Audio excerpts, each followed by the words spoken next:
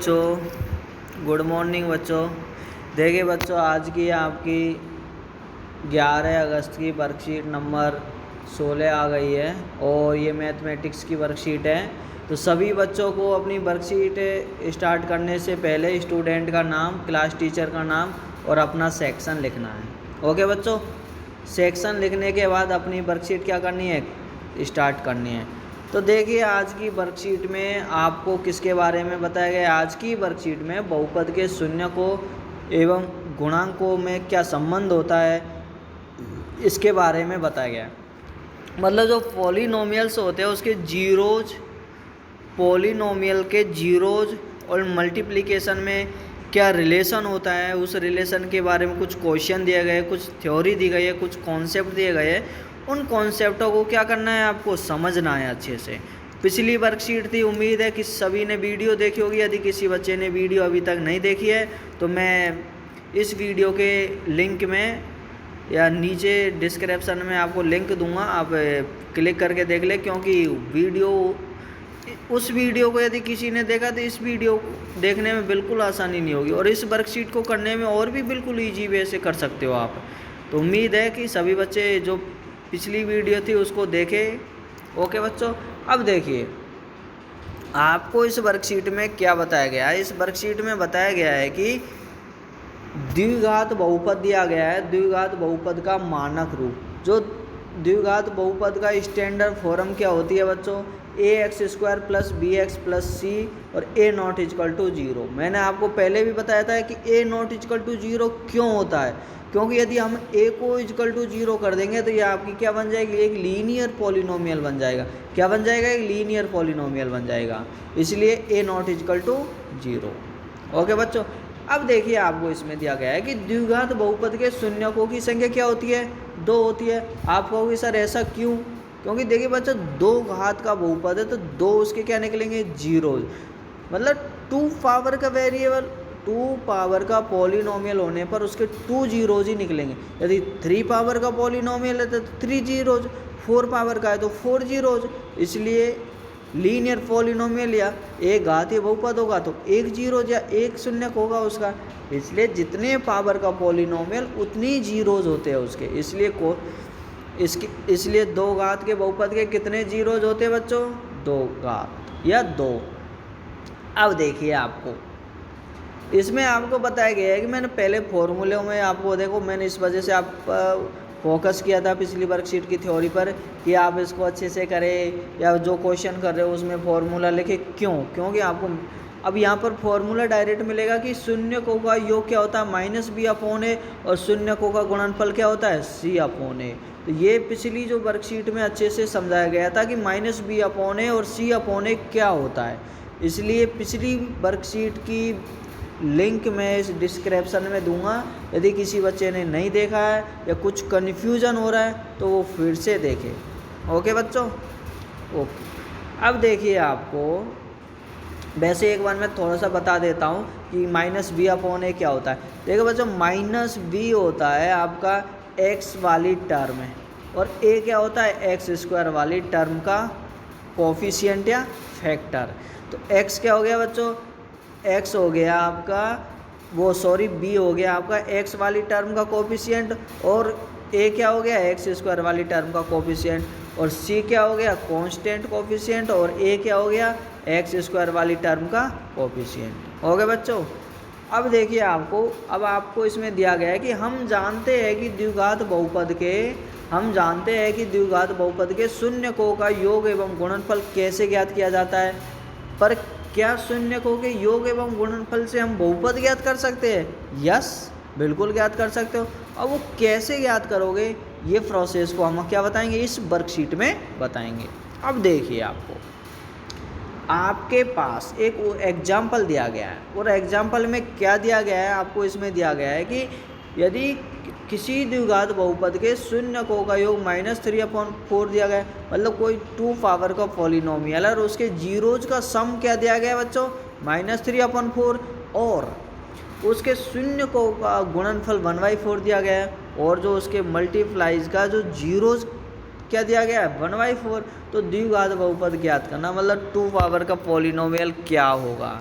जब आपको zeros of some और मल्टीप्लाई ऑफ जीरोज दिया गया है तो हम क्या कर सकते हैं, फॉर्मूला निकाल सकते हैं। अब वो कैसे निकालेंगे, देखिए शून्यकों का योग क्या होता है, एल्फा, मतलब यदि 2 पावर का पॉलिनोमियल है तो उसके 2 जीरोज होंगे। सपोज एक जीरोज एल्फा, दूसरा जीरोज बीटा है, तो एल्फा प्लस बीटा क्या हो गया, शून्यकों का योग इजकल टू -b/a, और ये हमें क्या दिया गया, -3/4।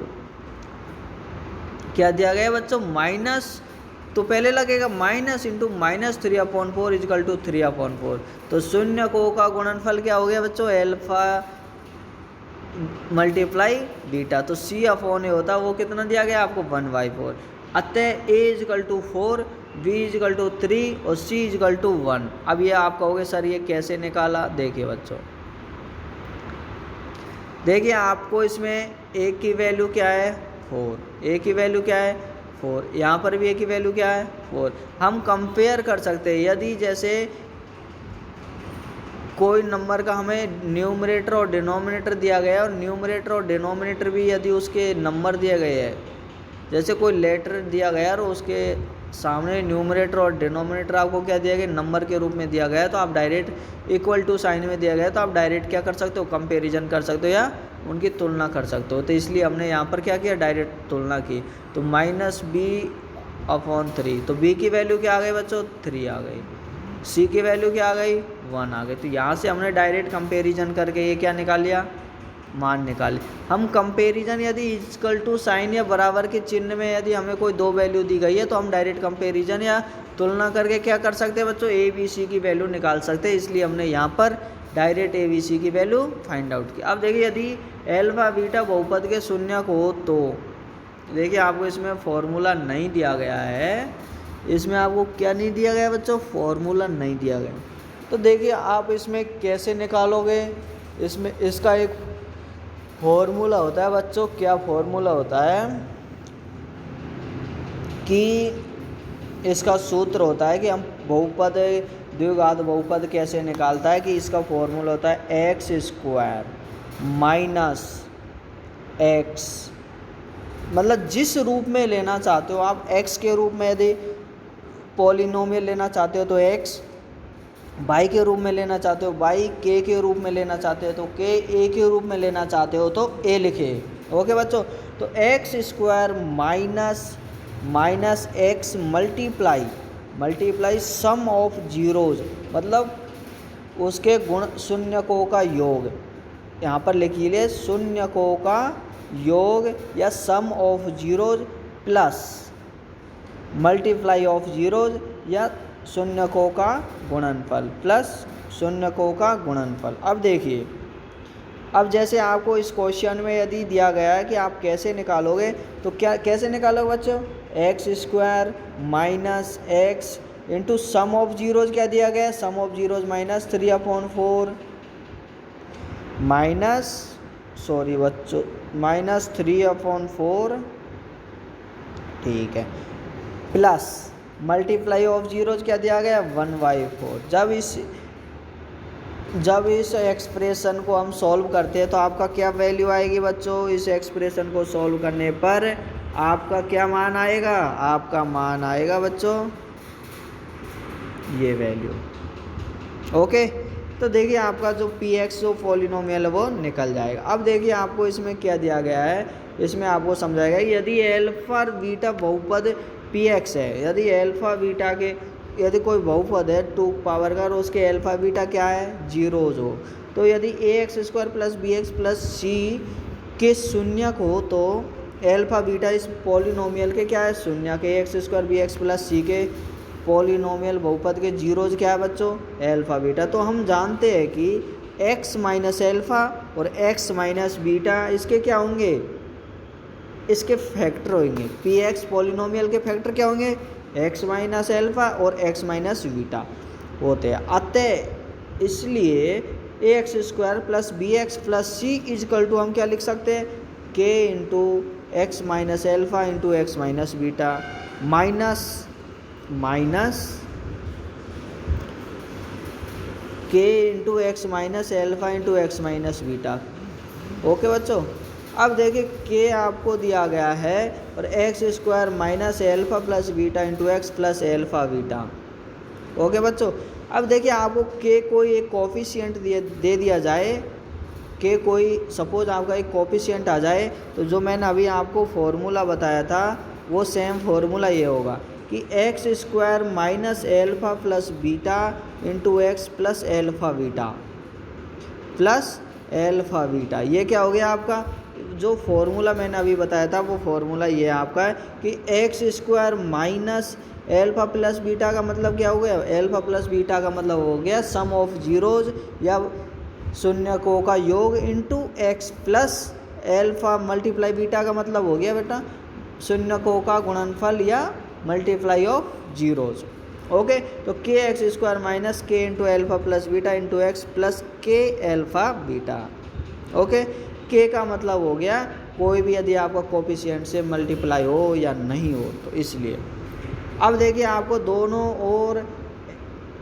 ओर के एक्स स्क्वायर कोमा एक्स के गुणांकों तथा अचर पदों की तुलना करने पर, जब हम तुलना करने पर क्या पाते हैं, ए इजकल टू के और b equal to minus k alpha plus beta, c equal to k alpha beta. A की वैल्यू आ गई, बी की वैल्यू आ गई, सी की वैल्यू आ गई।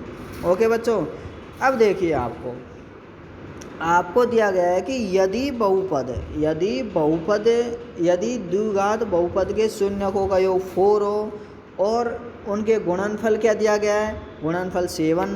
यदि शून्यकों का योग 4 गुणनफल 7 हो तो ए का मान क्या होगा। यदि ए का मान निकालना है तो आपको पता है ए का मान ए होगा, क्योंकि यदि देखो एल्फा प्लस बीटा क्या होता है, सम ऑफ जीरोज या शून्यकों का योग क्या दिया गया है आपको बच्चों, 4। शून्यकों का योग का फॉर्मूला क्या होता है, माइनस बी अपॉन ए।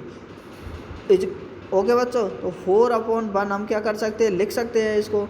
तो ये क्या हो गया बच्चों, शून्यकों का योग। तो अभी मैंने आपको बताया यदि इजकल टू के साइन में हमें 2 वैल्यू दी गई है तो हम डायरेक्ट कंपैरिजन से क्या कर सकते हैं, वैल्यू फाइंड आउट कर सकते हैं। डायरेक्ट तुलना करके हम क्या कर सकते हैं, वैल्यू निकाल सकते हैं। तो एक बी की वैल्यू 4, ए की वैल्यू 1। अब यदि आप सम ऑफ जीरो से संतुष्ट नहीं है तो मल्टीप्लाई ऑफ जीरोज में चेक कर लीजिए।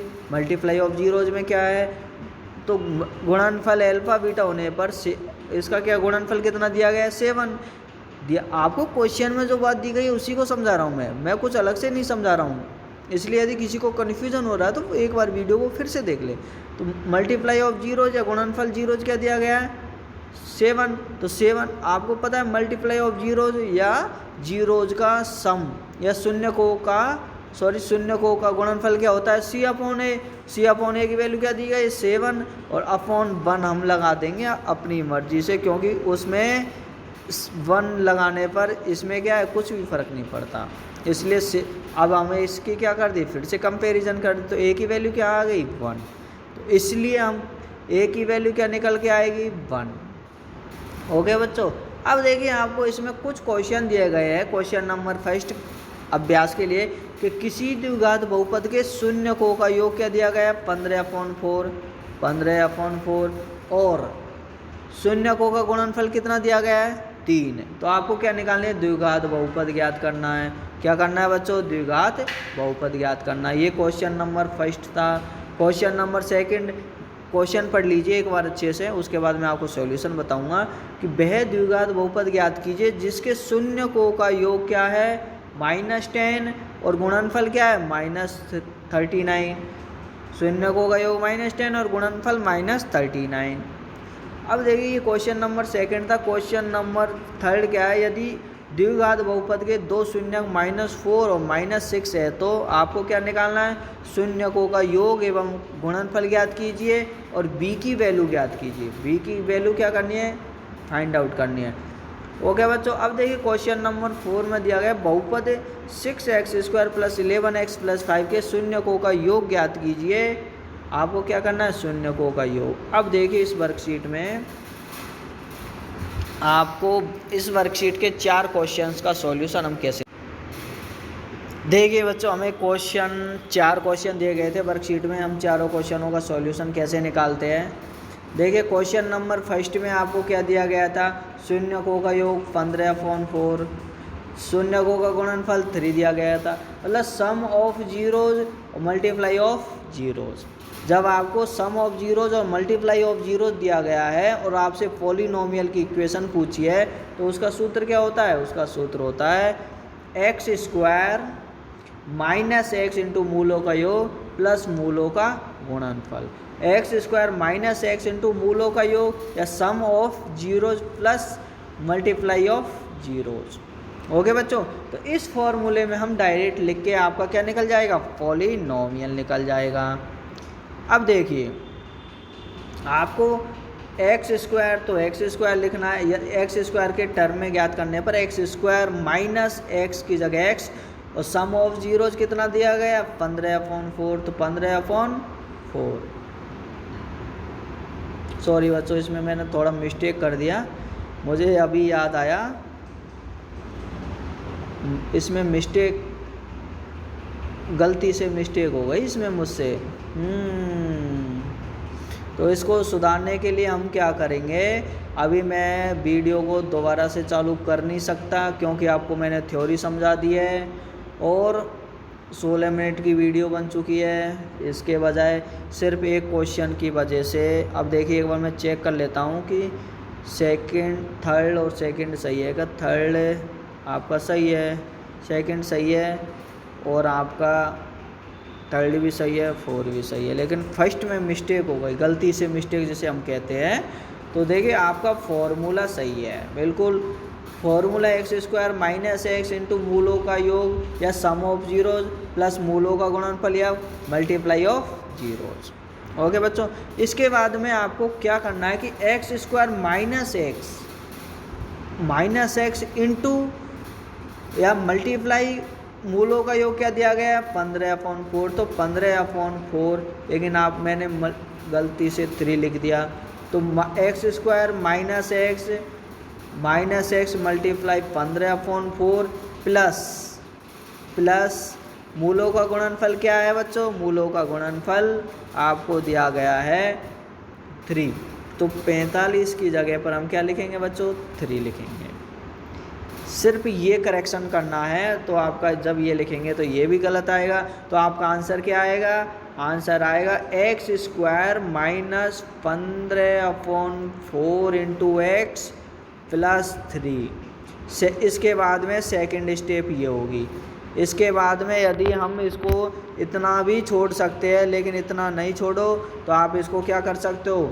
सॉल्व कर सकते हो। तो सॉल्व कैसे करोगे? 15 से मल्टीप्लाई कर देंगे, 4 से मल्टीप्लाई कर देंगे इस इक्वेशन को। तो जब 4 से मल्टीप्लाई करेंगे तो 4x स्क्वायर माइनस 15 से इसको मल्टीप्लाई करें, 15 मल्टीप्लाई 4/4, 4 से 4 कट जाएगा तो माइनस 15x प्लस 12। ये आपका क्या हो जाएगा बच्चों? आंसर हो जाएगा।